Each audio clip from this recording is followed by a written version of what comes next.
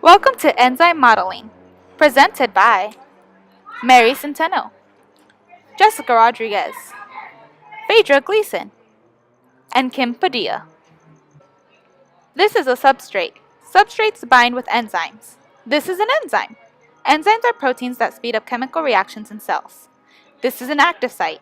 The active site of an enzyme is where the substrate binds with the enzyme. Each substrate has a specific shape so that it only binds with its specific enzyme. Once the substrate binds with the enzyme, products are formed.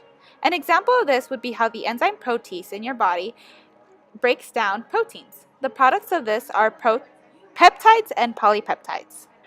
Sometimes enzymes need the help of cofactors or coenzymes to help activate it. Coenzymes and cofactors fit into the enzyme much like a substrate does. But don't be confused. The coenzymes and cofactors do not go into the active site.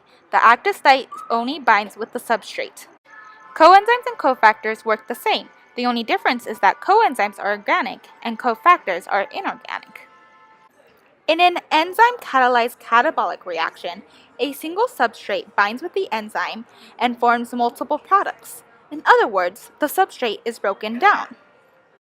An example of this is how the enzyme sucrase binds with sucrose to form glucose and fructase.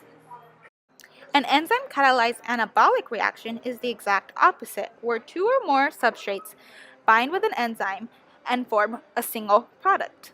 An example of this is how the enzyme sucrose phosphorylase takes two monosaccharides and forms sucrose out of it. This graph should help you visualize the difference between anabolic enzymes and catabolic enzymes. Sometimes enzymes need to be slowed down or stopped.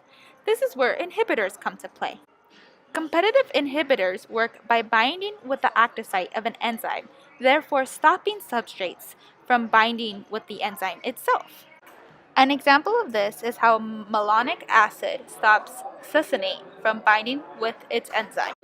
A non-competitive inhibitor or allosteric inhibitor works differently.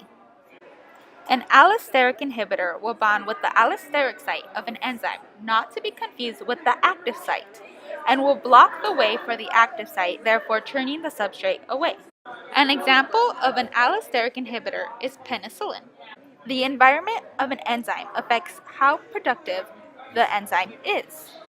For example, enzymes have an optimal temperature where they will function the most effectively and have the highest reaction rate. If the temperature is too high or too low, the enzyme will be denatured and will no longer function properly. Restoring the temperature to its optimum state will not undo the denaturing of an enzyme. Another factor that affects the way an enzyme works is pH. If a pH is too acidic or too basic, the enzyme will denature. However, unlike with temperature, a restoration of the optimum pH can undo the denaturization.